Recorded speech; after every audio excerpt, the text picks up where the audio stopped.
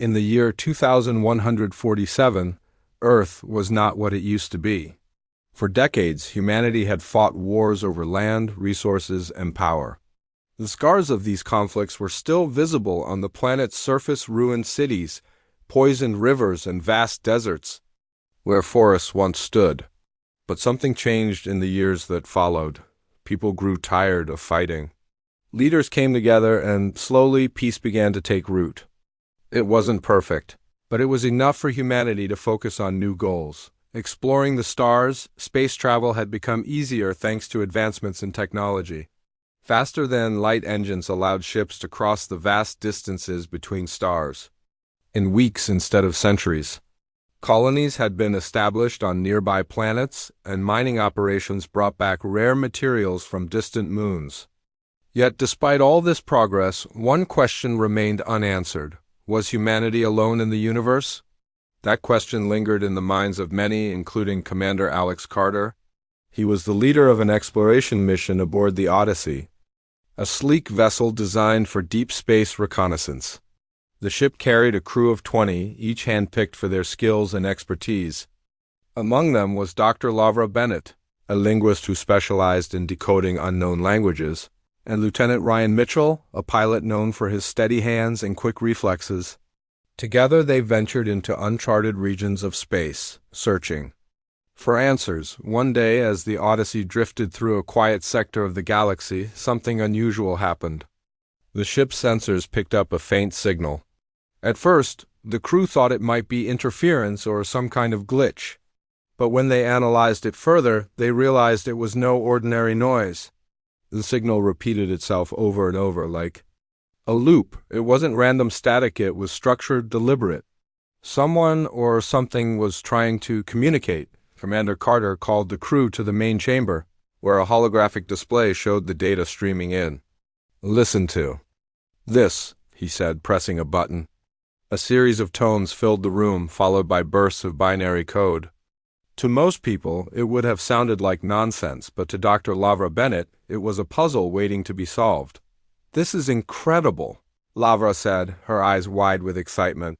She quickly got to work, feeding the signal into the ship's translation software. Hours passed, and the crew waited anxiously. Finally, Lavra turned to face them. "I think I've got something," she announced. On the screen behind her, words appeared in plain English: "Save us." The room fell silent. Everyone looked at each other, unsure of what to say. Was this a message from aliens? If so, why? Were they calling for help? And what did they need saving from? Alex broke the silence. "We need to figure out where this is coming from." He ordered the navigation team to trace the signal's origin. After hours of calculations, they pinpointed its source, a star system called Epsilon Eridani, located about 10 light-years away. It was a place humanity had never explored before, but now it seemed like the only lead they had before making any decisions. Alex sent a report back to Earth. The transmission included everything they knew about the signal, along with their findings. Back on Earth, the news caused quite a stir. President Sarah Monroe called an emergency meeting with her advisors. The situation was unprecedented. Humanity had always wondered if alien life existed, but now, faced with the possibility, opinions were divided. Some argued that responding could be dangerous. What if the signal was a trap? Others believed it was an opportunity too important to ignore. After days of debate, President Monroe made her decision. "We will answer the call," she declared during a televised address. "If there are beings out there in need of our help, we cannot turn our backs. This is not just about humanity. It's about doing what is right." With the president's approval, plans were set into motion. A fleet of warships was assembled, led by Admiral Daniel Harper aboard the flagship Aegis. These ships were equipped with advanced weapons and shields, ready for anything they might encounter. Alongside them traveled scientists, engineers, and medical personnel, prepared to assist however they could. As the fleet prepared for departure, Commander Alex Carter and his crew joined the mission. Their experience with the signal made them invaluable assets. Before leaving, Alex gathered his team for a final briefing. "This isn't going to be easy," he told them. "We don't know what we're walking into. But we have a responsibility. To find out, stay sharp, stay focused, and trust each other.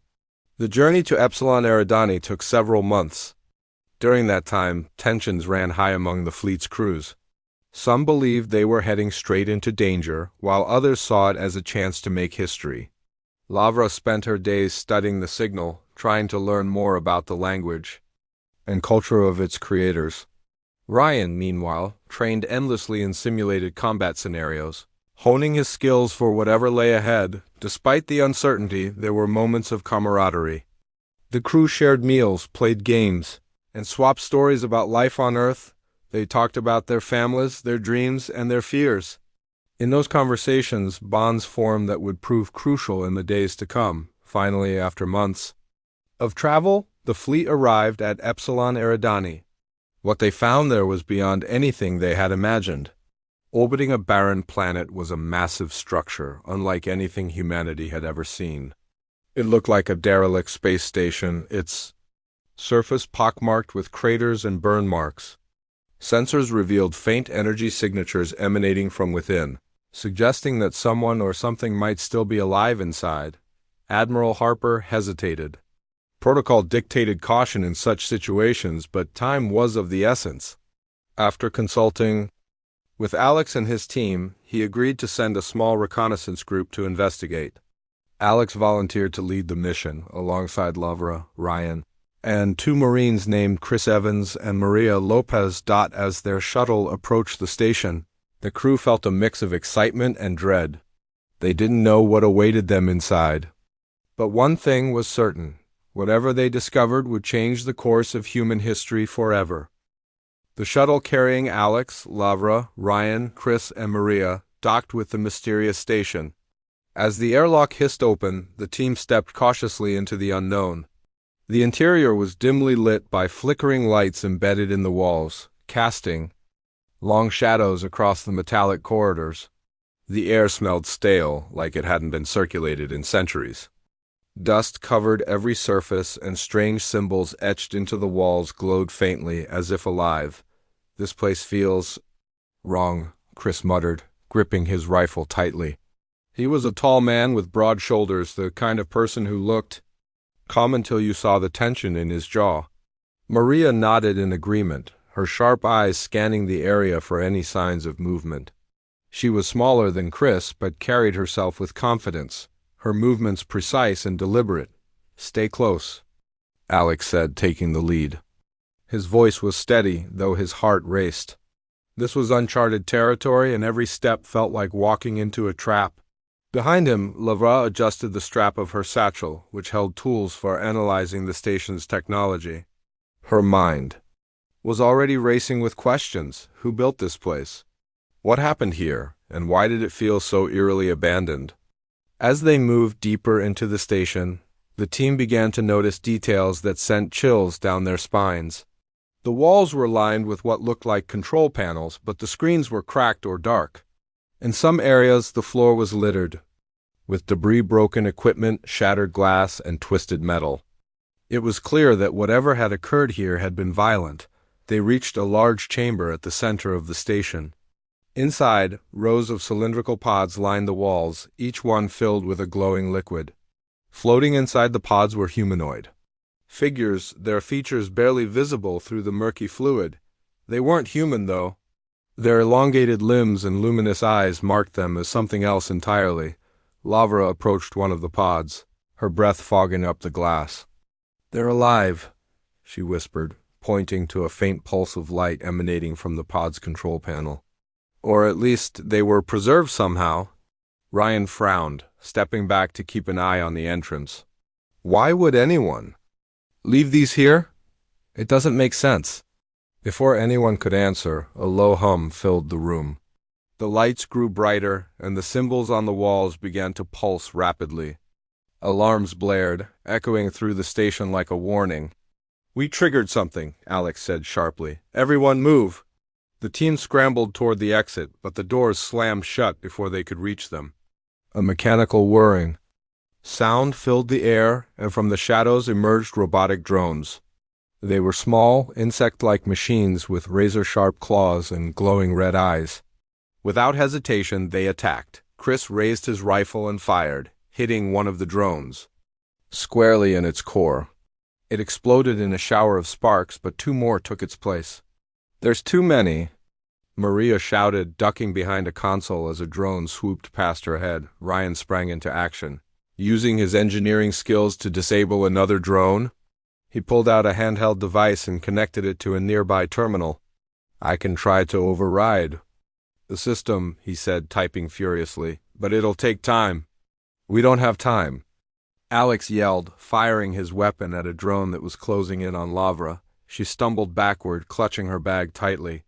"Keep going," she urged Ryan, her voice shaking but determined. While Ryan worked, Alex and the others formed a defensive line, holding off the relentless swarm of drones. Bullets ricocheted off the walls, and the smell of burnt metal filled the air. Chris managed to take out several more drones, his aim steady despite the chaos. Maria used her agility to dodge attacks, striking back with precision shots whenever she could. Finally, Ryan let out a triumphant shout. "Got it!" The drones froze mid-air, their red eyes flickering before going dark. The alarm stopped, and the station fell silent once again. The team stood panting, their bodies tense with adrenaline. "That was too close," Chris said, lowering his rifle. His hands were trembling slightly, though he tried to hide it. "We need to get out of here," Alex said firmly. "Now." "But—" Lavra hesitated. "Wait," she said, pointing to a terminal near the center of the room. "There might be data we can recover. If we leave now, we might never understand what happened here." Alex glanced at the others. They were all exhausted, but they nodded in agreement. Time was running out, but Lavra was right. Understanding the station's secrets could mean the difference between life and death for humanity. Lavra quickly connected her scanner to the terminal and began downloading files. The process was agonizingly slow, and the team stayed alert, ready for another attack. As the data transferred, Alex noticed something strange: a series of holographic recordings stored in the system. He activated one, and the image of an alien appeared. The being looked similar to the ones in the pods, but its expression was one of desperation. It spoke in a language none of them understood, but subtitles appeared in plain English below the projection. "To whoever finds this message," it began, "we are the Eridanians. Our civilization thrived for millennia, exploring the stars and sharing knowledge with others. But now we face extinction." The recording showed images of a thriving society, cities floating in space, massive ships traveling between worlds, and gatherings of aliens exchanging ideas. Then the scene shifted. A shadowy figure loomed in the background, growing larger and darker with each frame. The narrator continued, "The swarm came without warning. They consume everything in their path: planets, resources, life itself. We fought valiantly, but we could not stop them. Now, only a few of us remain, preserved in stasis chambers in the hopes that someone will find us and carry on our legacy." The message ended abruptly, leaving the team stunned. Lavra finished downloading the data and turned to Alex. "We have to tell the fleet about this. If the swarm is still out there, Earth is in danger." Alex nodded grimly. "Let's go." The journey back to the shuttle was tense. The station groaned around them, its ancient systems failing after centuries of disuse. Parts of the ceiling collapsed, forcing the team to take detours. At one point, Maria spotted movement in the shadows, but decided not to say anything. Whatever was left of the station, it didn't want them there. When they finally reached the shuttle, they found it intact, though the engine struggled to start. Ryan worked quickly, bypassing damaged circuits until the craft roared to life. As they lifted off, the station began to collapse behind them, consumed by explosions and falling debris. Back aboard the fleet, the team delivered their findings to Admiral Harper.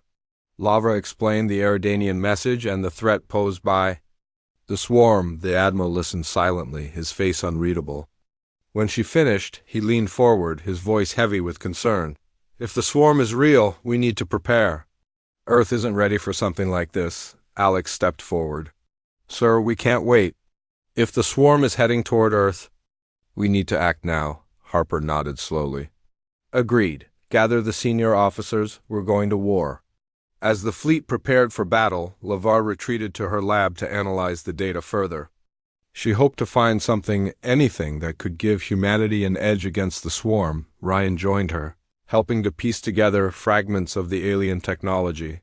Together they worked late into the night, driven by the weight of what they had discovered. Meanwhile, Alex walked the halls of the Aegis, lost in thought. He couldn't shake the image of the Eridanian recording, the fear in the alien's voice, the destruction of their world. It reminded him of Earth's own history of wars fought over greed and power. But this was different. The swarm wasn't motivated by conquest or revenge. It simply destroyed, leaving nothing in its wake. Alex knew that humanity's survival depended on their next move. They had faced challenges before, but nothing like this. For the first time, they weren't just fighting for themselves, they were fighting for the future of all intelligent life in the galaxy. And somewhere, deep in the void of space, the swarm waited. The fleet was on high alert as it approached the edge of the Epsilon Eridani system. Admiral Harper had ordered all ships to prepare for combat, and the tension aboard every vessel was palpable. Crew members checked their weapons, reviewed battle plans, and tried to calm their nerves. No one knew what they were about to face, but everyone understood the stakes. If the swarm was real and if it posed a threat, Lavra described, this could be humanity's first and last stand. Alex Carter stood on the bridge of the Aegis, staring out at the vast expanse of space. His mind raced with thoughts of the mission ahead. He thought about the Eridanians, their desperate message, and the destruction they had endured. He also thought about Earth, the fragile peace that had been built, the families waiting anxiously for news, and the billions of lives depending on the fleet's success. Failure wasn't an option. Lavra and Ryan worked tirelessly in the lab, analyzing the data recovered from the station. They pieced together fragments of alien technology, trying to understand how the swarm operated. One thing became clear: the swarm wasn't just a collection of ships or machines. It was a living organism, a hive-like entity capable of adapting and evolving. Its drones acted as extensions of a single consciousness, making it nearly impossible to predict or counter. "We need to find its weakness," Lavra said, frustration evident in her voice. She stared at a holographic model of the swarm, which showed countless small units surrounding a massive central hub. "If we can target the core, maybe we can stop it." Ryan nodded, though his expression was grim. "Easier said than done. That core is probably protected by layers of drones. We'll have to fight our way through them to even get close." As the hours passed, the fleet entered the outer reaches of the system. Sensors picked up movement, a faint blip on the radar that quickly grew larger. Then, without warning, the swarm appeared. Thousands of insectoid ships emerged from hyperspace, surrounding the human fleet in moments. Their sleek, black forms shimmered like liquid metal, and their movements were eerily synchronized. As though guided by a single mind, Admiral Harper gave the order to engage. The void erupted in chaos as plasma cannons fired, missiles streaked across the battlefield, and explosions lit up the darkness. The swarm responded instantly, swarming the human ships with overwhelming numbers. Drones detached from the larger vessels, targeting engines, weapon systems, and shields. The humans fought back fiercely, but it was clear they were outnumbered. Chris Evans and Maria Lopez coordinated ground support from the Aegis. They relayed targeting data to the fleet, ensuring that ships maintained cohesion amidst the relentless assault. "Keep moving," Chris shouted over the comm. "Don't let them surround you." Maria monitored the damage reports, her heart sinking as ship after ship fell victim to the swarm. "We're losing too many," she muttered, gripping the edge of her console. "At this rate, we won't last another hour." Despite the odds, Ryan proved himself a skilled pilot. He maneuvered his fighter with unmatched precision, weaving through the chaos and taking out dozens of enemy drones. His actions inspired others, rallying the fleet to push harder. But even he couldn't hold off the swarm indefinitely. After exhausting his ammunition, he retreated to rearm.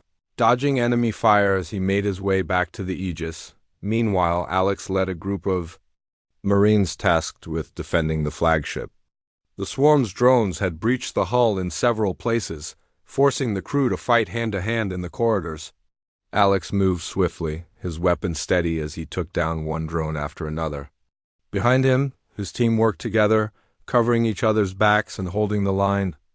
The air was thick with smoke and the acrid smell of burnt metal, but they refused to give up. Back in the lab, Lavra made a breakthrough. She discovered that the swarm's central hub emitted a unique frequency, one that could potentially disrupt its control over the drones. If we can amplify this signal and broadcast it across the battlefield, we might be able to disable the drones temporarily, she explained to Ryan, who had returned from his sortie. Ryan nodded. Do it, I'll take care of the rest. With Laura's guidance, the engineers modified one of the fleet's communication arrays to emit the frequency.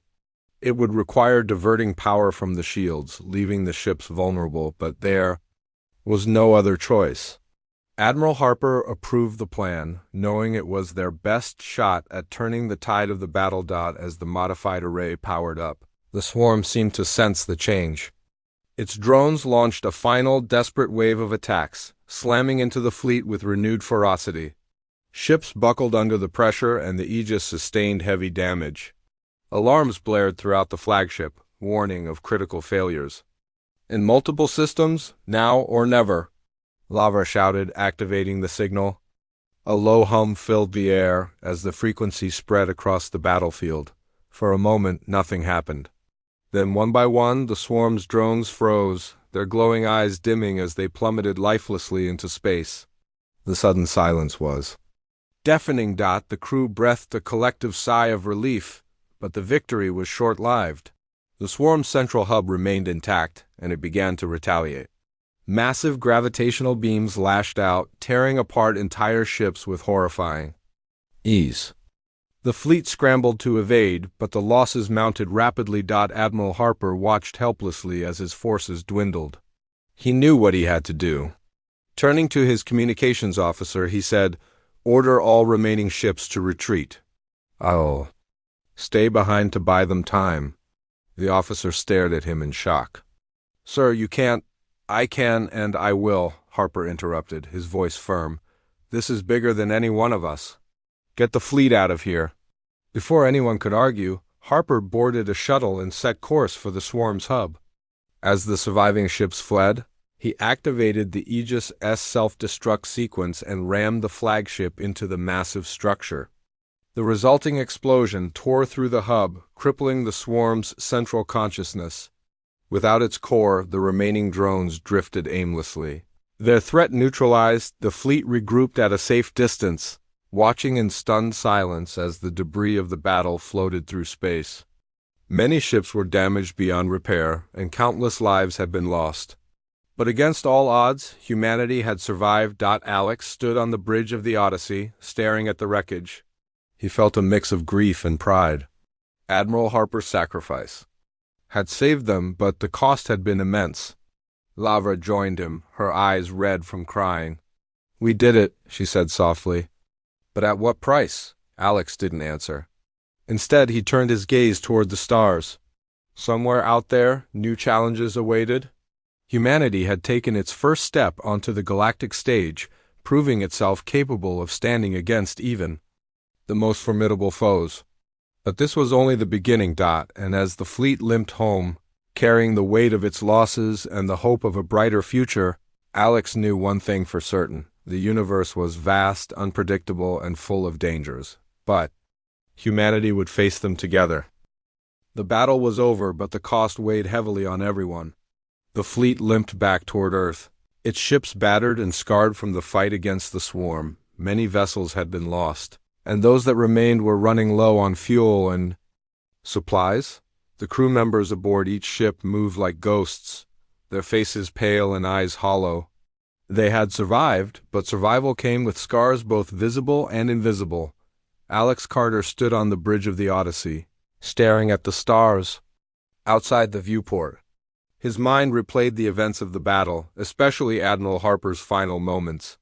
Harper had sacrificed himself to save the fleet, ramming the Aegis into the swarm's central hub. It was a heroic act, one that would be remembered for generations, but it didn't make the loss any easier to bear. Alex clenched his fists as he thought about how much humanity owed to Harper. And to all those who hadn't made it back, Lavra Bennett sat in her lab, surrounded by fragments of alien technology recovered from the station. Her hands trembled slightly as she worked, piecing together circuits and analyzing data. She felt responsible for what had happened. If she hadn't insisted on investigating the station, they might have avoided the swarm altogether. But deep down, she knew that wasn't true. The swarm had been heading toward Earth long before the fleet arrived. Their discovery had only given humanity a fighting chance. Ryan Mitchell joined her after finishing his repairs on the fighter squadron. He leaned against the doorway, watching her silently for a moment before speaking. "You okay?" he asked. His voice soft. Lavra looked up, startled. She forced a smile, though it didn't reach her eyes. "I'm fine," she said quickly. Then, after a pause, she added, "Just tired," Ryan nodded. He understood. Everyone was tired, not just physically, but emotionally. The weight of what they'd been through hung over them like a storm cloud. "We'll get through this," he said firmly. "We always do," Lavra sighed and turned back to her work. "I hope you're right." Meanwhile, aboard the remaining ships of the fleet, the mood was somber. Chris Evans and Maria Lopez worked tirelessly to keep morale high among the crew. They organized small gatherings where people could share stories or simply sit together in silence. It wasn't much, but it helped remind everyone that they weren't alone. Chris often found himself thinking about the friends he'd lost during the battle.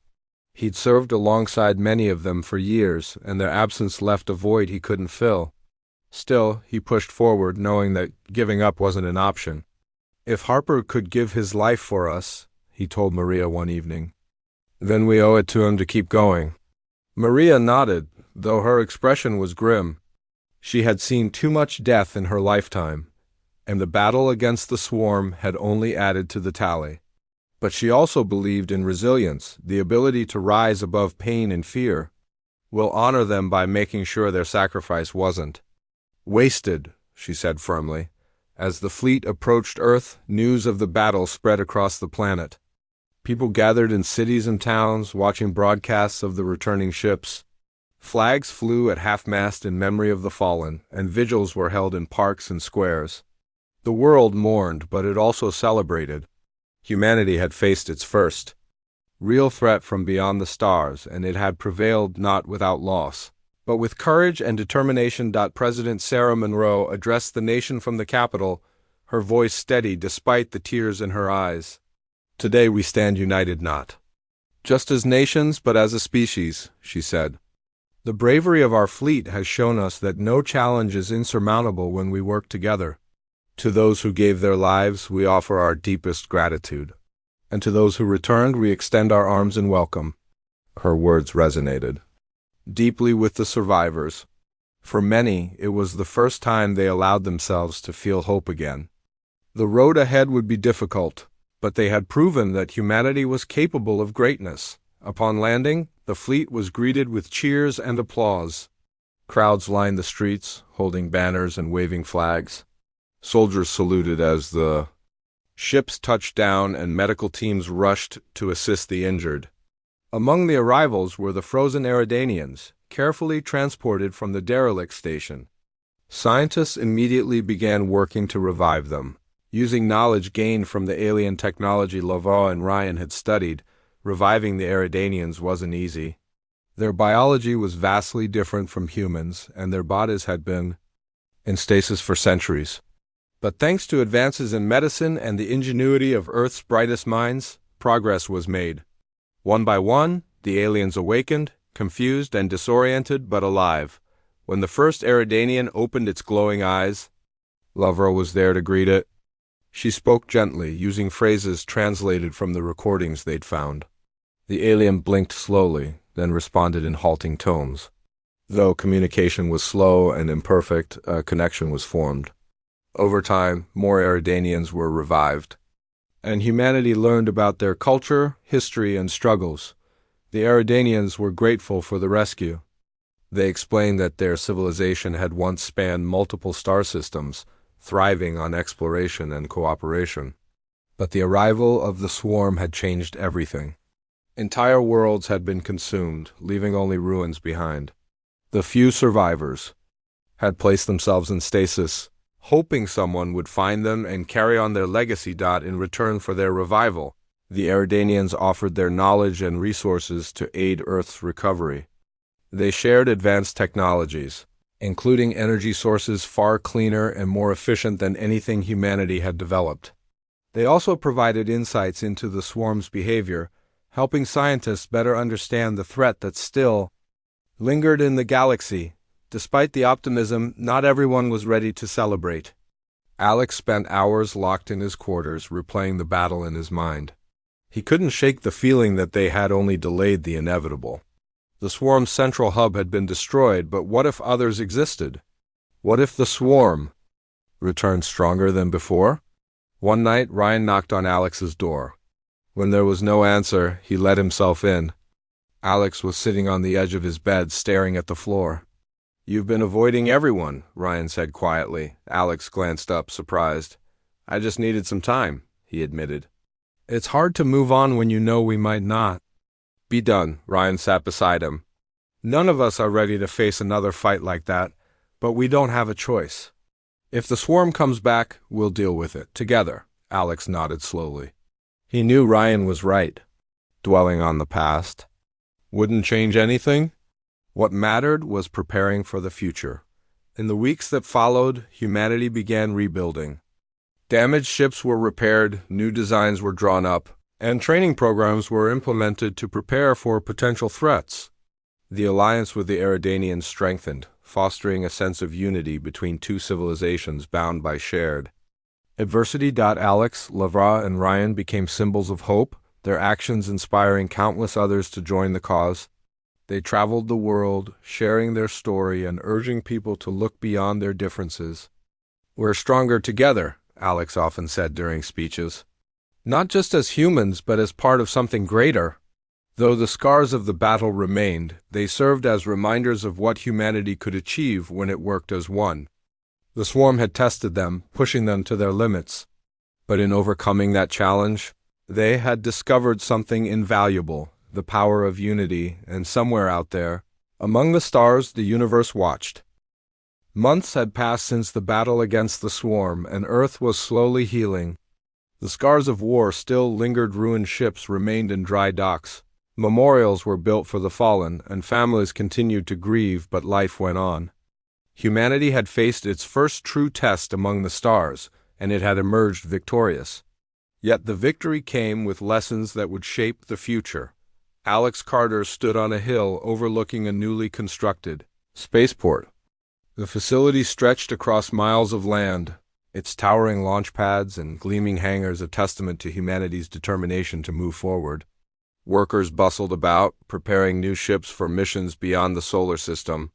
It was a far cry from the chaos and destruction Alex had witnessed during the battle, but he knew this wasn't the end. Somewhere out there, the universe held more mysteries and more dangers. Lavra Bennett walked up beside him, her hands tucked into the pockets of her coat. She paused for a moment, taking in the view before speaking. "It's hard to believe how much has changed," she said softly. Her voice carried a mix of awe and sadness, reflecting the emotions everyone seemed to feel these days. Alex nodded. "We've come a long way," he replied, "but I don't think we'll ever forget what happened." "No," Lavra agreed. "And we shouldn't. If we forget, we risk making the same mistakes again." Her words hung in the air, heavy with meaning. The battle against the swarm had taught them humility, that no matter how advanced they became, there would always be forces greater than themselves. It had also shown them the importance of unity. Without cooperation between humans and the Eridanians, survival might not have been possible. The Eridanians had integrated into human society as best they could. Their presence was both a reminder of loss and a symbol of hope. They worked alongside scientists, engineers, and diplomats, sharing their knowledge and helping humanity prepare for whatever challenges lay ahead. In return, Earth offered them a home, a chance to rebuild what they had lost. One of the Eridanians, named Kale, became a close friend to Alex and his team. Kale had been one of the first to awaken from stasis, and his gratitude toward humanity was evident in everything he did. He often joined Alex and Lava at meetings, offering insights into alien cultures and technologies. Though his elongated limbs and luminous eyes made him stand out, his kindness and wisdom earned him respect wherever he went. Kale once told Alex, "Your species is remarkable. You fight not just for yourselves, but for others. That is rare in the galaxy." Alex smiled faintly at the memory. Rare or not, humanity's actions had proven that compassion could transcend even the vast distances between stars. Ryan Mitchell spent most of his time training new pilots. The fleet needed skilled fighters to defend Earth and explore uncharted regions of space. Ryan took his role seriously, pushing recruits to their limits while teaching them the value of teamwork. "Out there," he would say, pointing to the sky, "you're only as strong as the person next to you. Never forget that." His dedication inspired many, including a young pilot named Jessica Monroe. She reminded Ryan of himself when he was starting out, eager, determined, and fearless. Under his guidance, she quickly rose through the ranks, becoming one of the fleet's top candidates for deep space missions. Chris Evans and Maria Lopez also played crucial roles in rebuilding efforts. Chris focused on improving ship defenses, drawing from his experience during the battle. He collaborated with engineers to design stronger shields and more efficient weapon systems. Maria, meanwhile, worked with medical teams to develop treatments for injuries sustained in space. Her work saved countless lives, earning her widespread admiration. Together, they formed a network of support that extended throughout the fleet. When someone struggled, others stepped in to help. The bonds forged during the battle had created a sense of family, one that transcended rank and background. As humanity prepared for the future, President Sarah Monroe addressed the United Nations. Her speech was broadcast globally, reaching billions of people eager to hear her vision for the years ahead. Standing at the podium, she spoke with conviction, her voice steady and clear. "We have taken our first steps onto the galactic stage," she began. "What we do next will define us not just as a species, but as stewards of peace and progress." The swarm showed us the cost of complacency, but it also revealed our strength. Together we faced an enemy unlike any we had known, and together we prevailed. She paused, allowing her words to sink in. Then she continued, "Our partnership with the Eridanians has opened doors we never thought possible. Through their guidance, we have gained access to technologies and ideas that will propel us further than we ever imagined. But technology alone cannot secure our future. It is our values, our commitment to unity, exploration, and understanding that will guide us." The audience erupted in applause, their cheers echoing through the chamber. For the first time in months, there was a sense of optimism in the air. People believed in the promise of tomorrow, even if the road ahead was uncertain. Despite the progress, Alex couldn't shake the feeling that the universe still held secrets waiting to be uncovered. He often found himself staring at the stars, wondering what else might be out there. Were there other civilizations like the Eridanians? Other threats like the swarm? Or perhaps allies who could join humanity in its journey? One evening, as he sat on the porch of his small cabin, Kale joined him. The two rarely spoke during these quiet moments, preferring instead to share the silence. But tonight, Kale broke the stillness. "You wonder about the unknown," he said, his voice calm and measured. Alex glanced at him, surprised. "Is it that obvious?" Kale chuckled softly. "To those who know you, yes. But curiosity is not a weakness, Alex. It is what drives us to grow, to learn, to reach beyond ourselves." Alex nodded, considering the alien's words. "Do you think we're ready?" he asked after a moment. "For whatever comes next?" Kale tilted his head, his glowing eyes reflecting the light of the setting sun. "No one is ever truly ready," he admitted. "But readiness is not the point. Courage is. And courage, I believe, is something your species possesses in abundance." In the months that followed, humanity launched several expeditions into deep space. Armed with new technologies and strengthened by alliances with the Eridanians, These missions sought to map unexplored regions of the galaxy and establish contact with other intelligent species. Each voyage brought new discoveries, strange planets, ancient ruins, and signs of life both familiar and foreign. Among the explorers were Alex, Lavera, and Ryan, who volunteered to lead one of the missions. Their ship, the Pioneer, carried not only weapons and supplies but also hope. As they ventured farther from Earth, they carried with them the memories of those who had sacrificed everything for the greater good. Before departing, Alex addressed the crew. "This isn't just another mission," he said, his voice firm yet gentle. "This is our chance to show the universe what we're made of, to prove that humanity isn't defined by fear, but by courage, by compassion, by the belief that we can make a difference." The crew listened intently, their resolve hardened by his words. They knew the risks, but they also knew the rewards. Together, they set course for the stars, ready to face whatever awaited them. Back on Earth, life continued to flourish. Cities grew taller, fields greener, and skies bluer. The scars of war faded with time, replaced by monuments to peace and cooperation. Children played under the watchful gaze of adults who remembered the battles fought so they could dream freely. President Monroe often visited schools, sharing stories of the fleet's bravery and encouraging students to look to the stars. "You are the generation that will carry us forward," she told them. "Never stop asking questions, never stop exploring, and never stop believing in the power of unity." Her message resonated deeply, inspiring a new wave of dreamers and doers.